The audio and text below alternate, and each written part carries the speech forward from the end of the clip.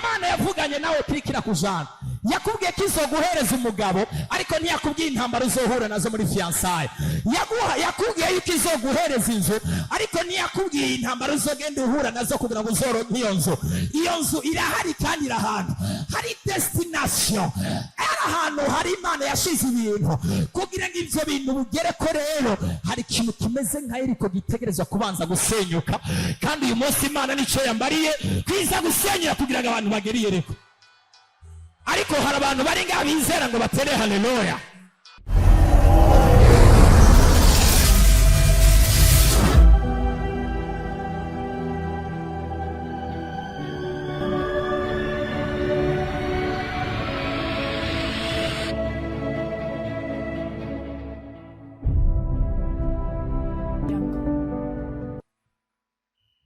Mwijoro rero ndiko ndasenga, Imana yamaze umwanya utari muto iri kivugana nanje kuri aya majambo.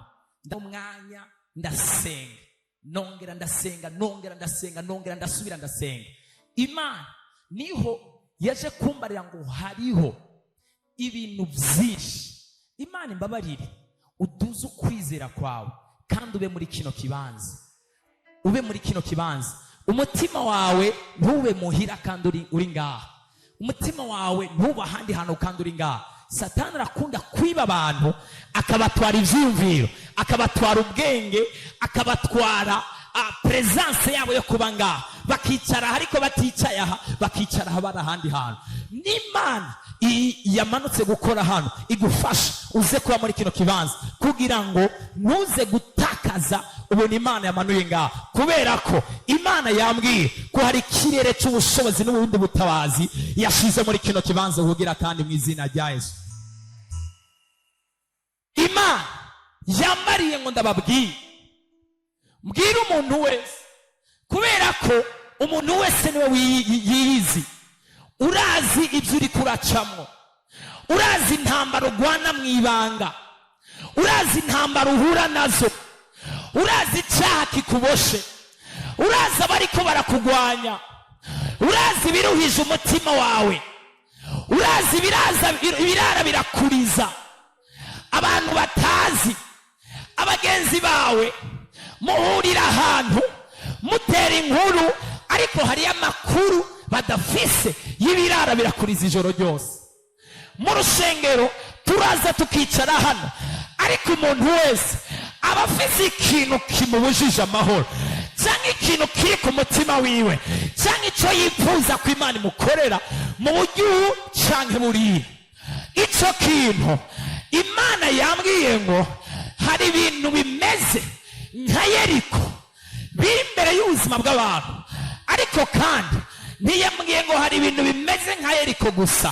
Imana yambwiye ngo hariho abantu bari ngaha bariko baratinya kandi bagira ubwoba kandi basa n'abacika intege kubera amakuru y'Yeriko bumvise, cyangwa se kubera ubunini n'ubwaguke bw'ibintu biri imbere yabo, hamwe n'amakuru bamaze kubona y'ibintu bisa n'ibihagaze imbere yabo bimeze nk'ibigatanya, inkomezi zabo zidashobora gusenyura, ubumenyi bwabo aho bugera budashobora kubatabara. Ivyo bintu bihagaze nka Yeriko, ariko ivyo bintu inyuma yavyo umuntu agerageje kugwana intambara akabinesha kandi akabitsinda agahagarara neza, inyuma y'ivyo hari uwundi mugisha Imana yategekanyije Yeriko. Imana yambwiye ngo Yeriko, mbwira umuntu wese ari ngaho, Yeriko naho hari igikuta kinini ya cyane gose, niyo Imana yashize umugisha wawe. Imana yambwiye ngo ndakubarire ngo ntureke kubandanya urugendo kandi ntucike intege, aho gusubira kwiyongeramo inkomezi ukurikirane n'ijambo ry'ubuvugishwa, kubera Imana igomba gusenyura Yeriko kandi icyo Imana yavuze kiri hafi gushika. Numvise imirindi y'Imana isuma ryose igiye gukora. Tera haleluya. Ubiriza renda kubarira, nimba uyu munsi wifuza kugendererwa n'Imana, nimba hari bimeze nka Yeriko, Imana ikaba yarakubwiye ko ari ahantu iri kiragukura kandi ikaba yarakubwiye ko ari ahantu iri kirakujana, bisigura yuko hari ijwi ry'Imana ufise n'isezerano ry'Imana ufise, kandi ufise na destination. Igihe kimwe nigeze kubabwira Yesu yabwiye abigishwa biwe ababwira ngo tujabuke tuje hakurya, ababwira ngo baje mu ruzi. Bamaze kwinjira mu bwato, Yesu ntiyababwiye yuko muri ubwo bwato we yababwiye ngo tugende hehe hariya hakurya honyene, ariko ntiyababwiye muri ubwo bwato ko kugira ngo bagere hakurya hari imipfunda baza guhura nayo mu mazi. Ntiyababwiye yuko ubwato buza kuzuramwo amazi. Ntiyababwiye yuko aza no gusinzira kandi bari kumwe, ariko akisinziriza kugira ngo arabe ukwizera kwabo, arabe n'ukuntu bingana.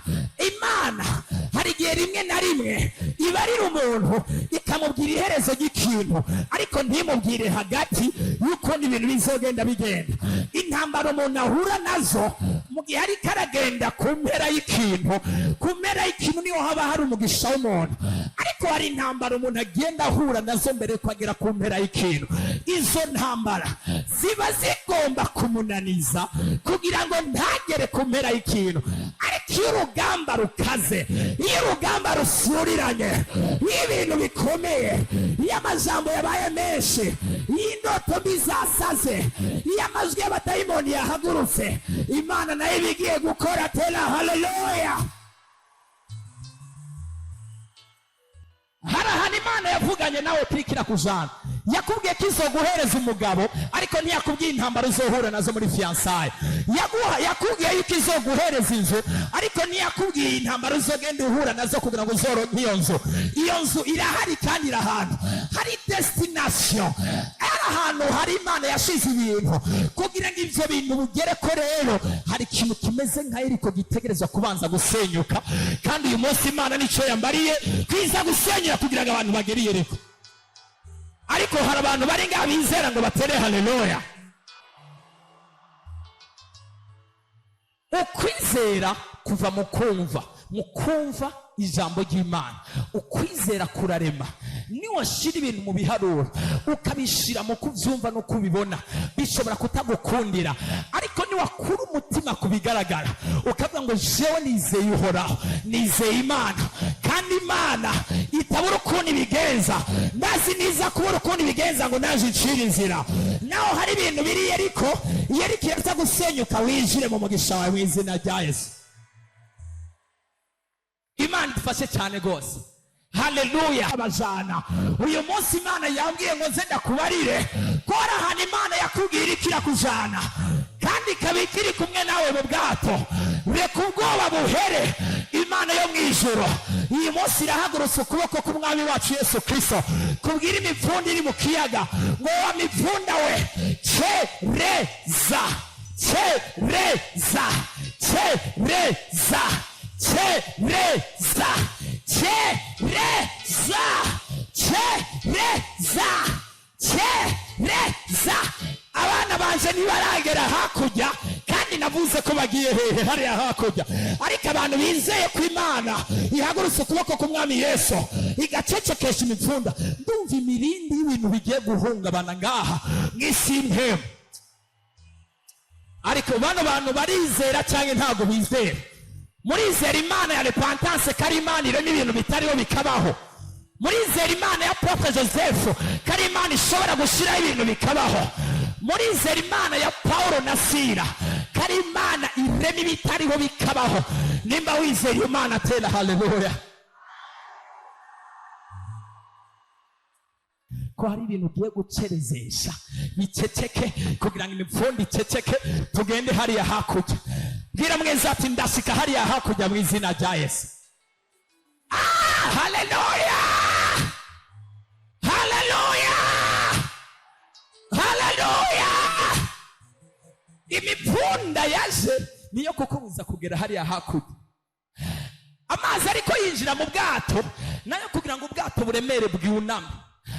Imiyaga iriko iraza niyo kugira ngo yuramishe ubwato. Ubwato ninde? Ni wewe n'amasezerano y'Imana, n'ivyo uri kuracamo n'ubuzima bwawe. Iyo miyaga yose rero iriko iraza nibigomba kukunamika kugira ngo bigushire hasi, ariko as long as mu gihe Yesu akiri mu bwato, mu gihe Yesu akiri kumwe nawe, aragiye guhaguruka. Naho umuntu umengare mu gacerere, yaravuze ngo heraba mbaye ndakuretse gatoya, ariko nzoguhindukiriranirako ubuntu bwinshi imbabazi nyinshi.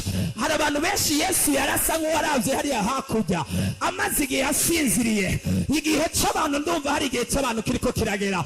Hari abantu batatu bizeye bari ngaha ngo bahaguruke batere haleluya,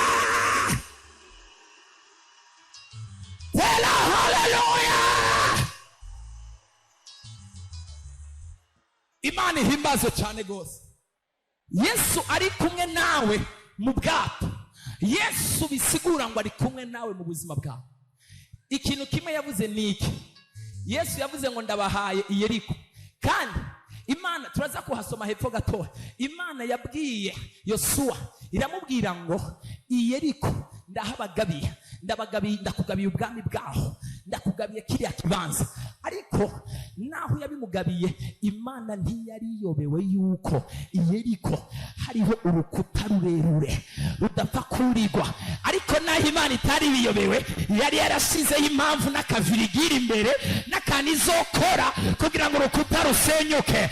Mbwira mugenzi ati bandanye urugendo, naho imbere yawe hari Yeriko, hari akantu Imana yashize imbere, kandi ako kantu Imana yashize imbere izogakora urugendo rubandanye mu izina rya Yesu. Tera haleluya. Naho ubwoba ari bwinshi, ubwoba bw'abatasi bari bavuye hariya, baje baravuga amakuru y'Yeriko ukuntu ibintu bimeze. Dufise ivyizigiro, icyangombwa ni destination, dukurikira urutonde n'ahantu Imana yagize gute, yatubariye. Hari umuntu afise icyo Imana yamubariye ari ngaho. Nimba utanagifise uyu munsi, Imana iravugana nawe. Kandi ntuze no kurindira ko tuvuga can I prophesy. Iri ryonyene n'ijambo ry'Imana, kandi aho Imana iri kiravugana n'abantu. Imana ihabwe icubahiro cyane gose. Haleluya, haleluya. Naho Yeriko hari urukuta rukomeye kandi hagoye gushika, hariho amasezerano yawe.